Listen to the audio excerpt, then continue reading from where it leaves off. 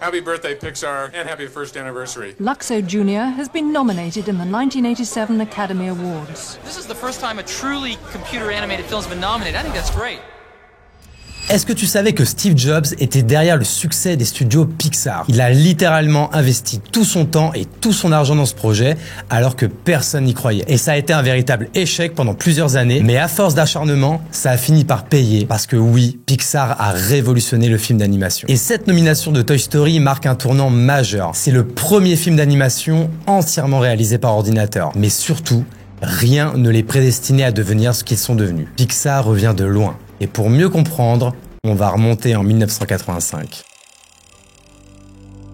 1985, c'est l'année où Steve Jobs vient d'être évincé d'Apple. C'est le genre de coup dur qui brise bien des entrepreneurs. Mais Steve, il cherche déjà le prochain projet dans lequel s'investir. Il va notamment fonder une nouvelle société qui s'appelle Next. Son objectif, concevoir des ordinateurs pour les établissements scolaires et universitaires. Pour la petite histoire, cette entreprise a été un flop total malgré des dizaines de millions de dollars investis. Mais en parallèle, il s'intéresse à une petite division technologique qui appartient à Lucasfilm et qui s'appelle Graphics Group. Cette branche est fondée en 1979 par George Lucas, le génie derrière Star Wars que tu connais forcément. Et leur objectif, c'est d'explorer les frontières encore floues de l'animation numérique réalisée avec des ordinateurs. Ils ont déjà réalisé quelques petites animations comme les aventures de André et Walibi, mais sans trop de succès. Mais Steve Jobs est intrigué et rachète cette division pour 10 millions de dollars. Pour beaucoup, c'est une erreur monumentale. Que peut bien faire un génie de l'informatique avec une entreprise d'animation au milieu des années 80? Mais ce qui l'intéresse, c'est la techno qu'ils ont commencé à développer. Le CGI, Computer Generated Imagery. Il s'agit d'un processus complexe de création d'images, de personnages et d'environnements entiers à l'aide d'ordinateurs. Parce qu'à l'époque, pour créer un dessin animé, il fallait que les dessinateurs dessinent chaque image à la main, ce qui coûte une fortune. Alors que le CGI n'utilise que des ordinateurs. Et leurs modèles numériques peuvent être manipulés, animés et visualisés sous n'importe quel angle. Ils ont dû littéralement inventer les outils dont ils avaient besoin. Didn't know how to do soft characters, nor was the technology really capable of doing rubbery, moldable characters like a good animator needs. I remember going to Ed and saying, boy, I would love to have something I could bend, because the body is where a cartoon character gets so much of his expression. And so he thought, in classic Ed Catmull style, let me think about this. And he went away. And he came back, and he had invented the teardrop. The bottom was a hemisphere, the top was a hemisphere. And then the computer filled in this kind of section in the middle. And it bent. Là où l'animation traditionnelle était limitée par les lois de la physique, du papier et du crayon, le CGI ouvre les portes d'un nouveau monde. Cette liberté de mouvement et de perspective représente une révolution créative aussi importante que le passage du noir et blanc à la couleur. Mais c'est loin d'être une promenade de santé. Chaque image nécessite des calculs si complexes qu'une seule seconde de film peut prendre plus d'une journée entière à être générée. Et c'est ce qui a poussé le studio à développer constamment des logiciels et du matériel informatique plus performants de jour en jour, de semaine en semaine et de mois en mois. Ils sont même allés jusqu'à concevoir son propre supercalculateur, le Pixar Image Computer. Et ironie du sort, cette machine trop coûteuse pour le grand public a trouvé ses premières applications dans l'imagerie médicale plutôt que dans l'animation. Mais tout ne se passe pas comme prévu. Cet outil est un échec. Le produit ne rencontre pas son public, mais Steve Jobs décide quand même de garder le nom parce que Pixar, ça sonne bien. Et heureusement, ils rebondissent très rapidement. Les développements techniques réalisés leur permettent de produire leur premier court-métrage, Luxo Junior et Teen Toy. D'ailleurs, tu l'as sûrement reconnu, la lampe Luxo est devenue le symbole de Pixar. Et ces petits films vont devenir de véritables icônes et les faire connaître dans l'écosystème de l'animation, et ce qui leur ouvrira bien des portes. Des portes qui vont les sauver de la banqueroute, mais ils ne savent pas encore. Car malgré leur succès artistique, Pixar est au bord de la faillite. L'entreprise brûle de l'argent à une vitesse folle, et Steve Jobs, convaincu du potentiel, réinjecte de l'argent régulièrement de sa poche pour maintenir Pixar à flot. Il a réinvesti des millions de dollars, il s'acharne, car il voit la possibilité de réaliser une véritable révolution, la possibilité de fusionner l'art et la technologie. Une véritable obsession chez lui qu'on le retrouvera une décennie plus tard dans la confection de l'iPhone. Pixar n'est pas qu'une entreprise pour Jobs, c'est sa rédemption. La preuve qu'il peut encore changer le monde après avoir été viré d'Apple. Il voit ce que personne ne voit. Mais tout ça n'est rendu possible que grâce à une association hors du commun. En effet, les plus grandes réussites sont souvent le fruit d'une association réussie entre différents talents. Et c'est exactement ce qui se produit chez Pixar. D'un côté, John Lasseter, l'artiste, le conteur, l'homme qui voyait des personnages et des émotions là où d'autres ne voyaient que des pixels. De l'autre, Ed Catmull, le scientifique, le pionnier de l'infographie qui rêvait depuis toujours de créer un long métrage entièrement par ordinateur. Et au milieu, Steve Jobs, bien sûr. L'homme qui a su reconnaître leurs talents, protéger leur vision et surtout leur donner les moyens de leurs ambitions. Il ne s'agissait pas seulement d'argent, mais d'une culture d'innovation et de créativité. Et tout cet investissement a fini par payer, leur permettant de créer un outil qui servira même pour le cinéma. Je parle ici de RenderMan, un moteur de rendu révolutionnaire. Il est à l'animation ce que Gutenberg a été à l'imprimerie. Ce logiciel, qui a également servi à créer les effets spéciaux de blockbusters comme Jurassic Park et Terminator 2, traduit les modèles 3D en images finales en simulant avec précision comment la lumière interagit avec les surfaces. Steven Spielberg permetta à Dennis Muren parallèlement d'expérimenter les prémices des effets visuels 3D réalisés à l'aide d'ordinateurs. Ayant travaillé à la réalisation du Terminator en métal liquide dans Terminator 2, Dennis Muren demanda à son animateur de travailler sur des séquences d'animation de dinosaures afin de pouvoir donner une idée à Steven Spielberg sur cette option de la 3D. Steven Spielberg fut tellement convaincu qu'il opta immédiatement pour cette option. C'était le début de la fin du stop motion et l'entrée fracassante des effets visuels créés par ordinateur. Ce qui rend l'impact du CGI si profond,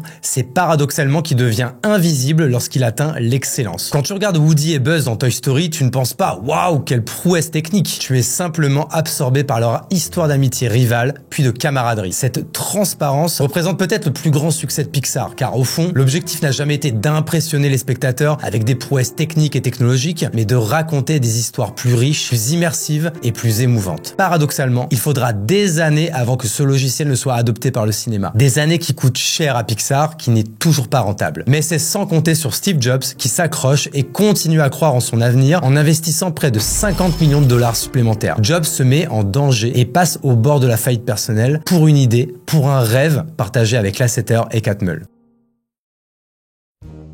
Et c'est le film Toy Story, sorti fin 1995, qui va les sauver. Pour la petite histoire, il sort début 96 en France, j'ai 8 ans à l'époque, et c'est mon tout premier film au cinéma avec toute ma famille, au Grand Rex. La classe. Mais revenons à Pixar. À l'origine, il y avait un projet fou. Réaliser un long métrage entièrement en images de synthèse. Mais Toy Story n'est pas juste un film, c'est une bouée de sauvetage, une véritable nécessité. Steve Jobs n'a pas le choix. Il faut que ça marche. Mais il reste un gros problème. Comment vont-ils conquérir les salles et réussir à être distribués à travers toutes les États-Unis? Un seul choix s'impose, s'allier avec le mastodonte de l'animation, Disney. Pourtant, cette alliance est loin d'être équilibrée au début, mais nous y reviendrons plus tard. En coulisses, c'est une véritable prouesse, du jamais vu. Par exemple, sais-tu pourquoi les personnages sont des jouets? Ce n'est pas seulement un choix narratif et artistique, c'est aussi un choix technique et technologique stratégique. À l'époque, l'animation numérique peine à rendre de manière réaliste les êtres organiques comme les humains. Les jouets, avec leur forme géométrique et leur surface en plastique, correspondent quant à eux aux capacités de rendu disponibles à l'époque. N'est-ce pas là le génie de Pixar?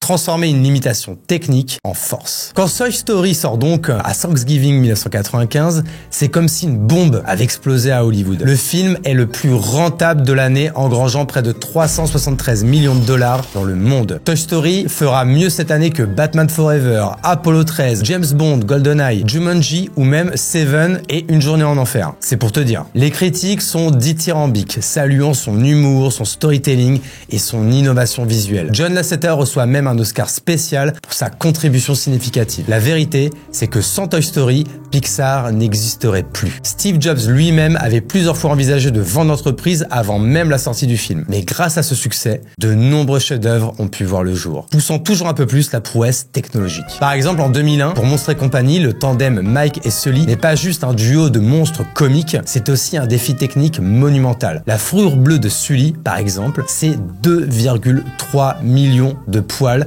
en images de synthèse. If our animators had to animate every hair on that fur and move it, they would never get around to the main character's movement or finishing the film. So we had to figure out a way for that hair to move automatically. And that's the genius. All of the fur on Sully moves completely automatically. Our animators just move the character, and then computationally all the fur figures out how to move itself. Une performance devenue possible grâce à leur nouveau logiciel Fist, une innovation qui permet d'humaniser ce monstre imposant, de le rendre tactile, presque réel. Le film a pulvérisé tous les records, devenant à sa sortie le film d'animation le plus rentable de tous les temps. Un record qui n'a tenu que 2 ans jusqu'à la sortie de leur prochain film, Le Monde de Nemo. Ils ont notamment dû redoubler d'ingéniosité pour animer l'eau de manière ultra réaliste. Les ingénieurs de Pixar ont dû inventer de nouveaux algorithmes simulant la dispersion de la lumière sous l'eau. Mais ils ont également affûté leur capacité à générer des émotions avec un storytelling toujours plus soigné. Puis en 2004, pour la première fois, Pixar relève le défi d'animer des personnages humains avec une fluidité et un réalisme saisissant. Les Indestructibles nous plongent dans la vie d'une famille de super-héros dans leur vie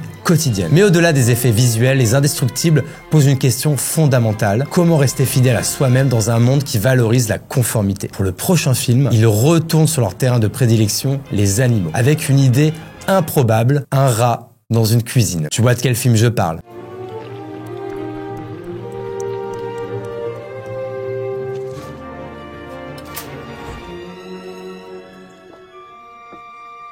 De la ratatouille? C'est une plaisanterie. Voilà une idée qui aurait dû être vouée à l'échec, mais qui a fait un véritable carton contre toute attente. Et finalement, leur dernier chef-d'œuvre, et pas des moindres, Là-haut, un vieillard grincheux, des milliers de ballons et une maison qui s'envole. Mais avant même que l'aventure ne commence, Pixar nous offre les 10 minutes d'ouverture les plus bouleversantes de l'histoire du cinéma d'animation. Sans un mot, juste des images, de la musique, nous vivons l'histoire d'amour de Carl et Ellie, leurs rêves, leurs épreuves, jusqu'à la disparition d'Ellie. Là-haut ne se contentait pas d'explorer le deuil, la mélancolie et la perte, il nous parlait de cette seconde chance que la vie nous offre parfois quand on pense que tout est fini. Il a remporté un tel succès qu'il a même été choisi pour ouvrir le prestigieux Festival de Cannes. Ça en dit long sur la révolution culturelle opérée par Pixar. L'animation n'était plus un genre mineur, elle était devenue une forme d'art majeur capable d'aborder les questions les plus profondes de l'existence humaine. Mais revenons à présent sur la gestion stratégique de Steve Jobs. Comment il a rentabilisé Pixar avec un véritable coup de maître. Alors que Toy Story rencontre son public en coulisses, Steve Jobs se prépare à jouer le coup le plus audacieux de sa carrière. Il lance l'introduction en bourse de Pixar. Un timing parfait, non, un pari calculé et d'une précision chirurgicale. Avant Toy Story, Pixar ne génère pratiquement aucun revenu. Une entreprise qui perd de l'argent année après année devient soudainement l'IPO la plus spectaculaire de 1995, dépassant même Netscape, la coqueluche et le petit chouchou de la Silicon Valley. Le premier jour de cotation, l'action grimpe à $39, valorisant Pixar à 1,5 milliard de dollars. Et voilà comment Steve Jobs, qui n'avait pas atteint le statut de milliardaire avec Apple, franchit ce cap. Et là, je suis sûr que je vous ai appris un truc. N'est-ce pas ironique? L'homme qui avait révolutionné l'informatique doit son immense fortune et le statut de milliardaire à un cow-boy en tissu et à un astronaute en plastique. Mais le véritable génie de Jobs se révèle dans ses négociations avec le géant Disney. Revenons en 1991. Disney conclut un accord de 26 millions de dollars avec Pixar pour 3 longs métrages. Un contrat vital car sans lui,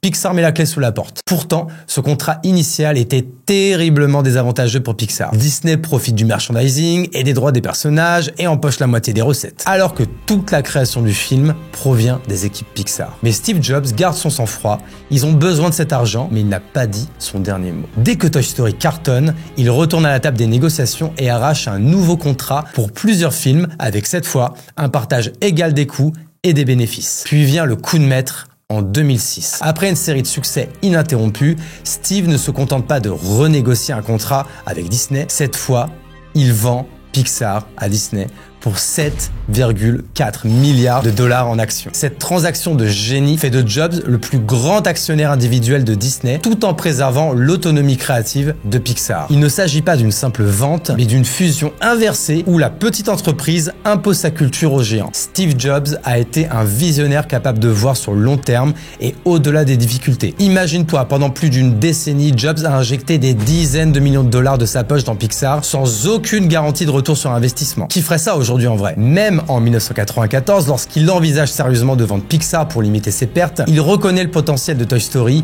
et donne une dernière chance à l'entreprise. Car avant Toy Story, que vend réellement Pixar? Le Pixar Image Computer, un échec commercial. Le logiciel Renderman, un produit niche, des publicités animées à peine rentables. Il a littéralement parié l'avenir de Pixar sur un concept jamais vu auparavant. Un long métrage entièrement animé par ordinateur. Un rêve, une vision. Et si Toy Story avait échoué, l'introduction en bourse aurait été catastrophique. N'est-ce pas là la définition même de la vision entrepreneuriale? Voir ce que personne d'autre ne voit et avoir le courage de tout miser dessus. Un pari ultra risqué qui s'est transformé en l'un des plus grands succès financiers de l'histoire du divertissement.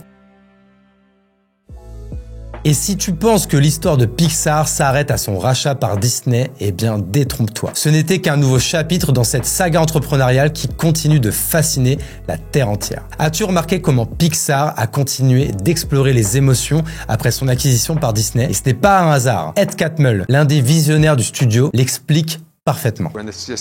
Trying to build through, use good storytelling, but also touch something emotionally. And then again, as I mentioned, go into the outside world and bringing something that isn't obvious. So it's not derivative of other films. It takes about 4 to 6 years. Pour lui, chaque film doit toucher quelque chose d'émotionnellement profond, mais jamais de la même manière. Prends Vice Versa par exemple, ce film qui ose nous plonger dans l'esprit d'une préadolescente pour y explorer la psychologie des émotions. Ou encore Coco, qui transforme la mort et le deuil, des sujets tabous dans l'animation familiale, en une célébration de la mémoire et de l'héritage culturel. Cette prise de risque narrative montre leur volonté de toujours se réinventer. Même s'ils ont bien entendu réalisé la suite de nombreux films de leur catalogue, un faible risque commercial qui a permis à Pixar de gagner beaucoup d'argent. On va le confesser, on apprécie tous de connaître la suite des aventures des héros auxquels on s'est attaché. Et cette tension entre innovation et exploitation de la nostalgie n'est-elle pas le reflet d'un débat plus large dans notre culture, entre le confort de retrouver des personnages familiers et l'excitation de découvrir de nouveaux mondes? Mais ce n'est pas le seul défi auquel est confronté Pixar. Aujourd'hui, l'animation 3D est devenue la norme. Leurs concurrents ont accès aux mêmes armes qui leur avaient permis de se distinguer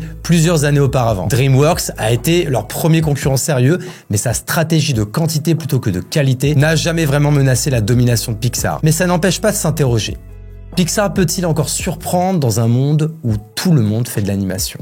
Si le studio veut rester leader, il va devoir réinventer sa propre formule du succès. Au-delà des succès et des échecs, l'héritage véritable de Pixar réside dans sa démonstration de la technologie au service de l'émotion. Avant Pixar, l'animation par ordinateur était considérée comme froide, technique et dépourvue d'âme. Le génie du studio est d'avoir prouvé que les pixels pouvaient faire pleurer, rire, réfléchir. Cette fusion entre innovation et narration reste l'ADN de Pixar, son apport le plus précieux à l'histoire du cinéma. Et derrière cette alchimie se cachait toujours la vision d'un homme, Steve Jobs. As-tu imaginé un monde sans le monde de Nemo, sans Woody et Buzz, sans les émotions colorées de Vice Versa? C'est pourtant ce qui aurait pu se produire si Steve Jobs n'avait pas racheté ce tout petit studio de Lucasfilm en 1986. N'est-ce pas fascinant que tant de films qui ont marqué notre culture n'ont pu voir le jour que grâce à une décision d'investissement prise par un seul homme qui cherchait à se réinventer? Aujourd'hui, Pixar devra redoubler d'audace et d'efforts pour se renouveler, mais n'est-ce pas précisément dans l'adversité que Pixar a toujours brillé? Si tu as aimé cette histoire, pense à t'abonner à la chaîne et à activer la cloche pour découvrir les prochaines histoires. C'est le meilleur moyen de me soutenir et tu pourras notamment découvrir dans les prochaines vidéos le parcours hors du commun des frères McDonald ou encore l'histoire derrière PlayStation et sa guerre avec le géant Nintendo. Allez, ciao!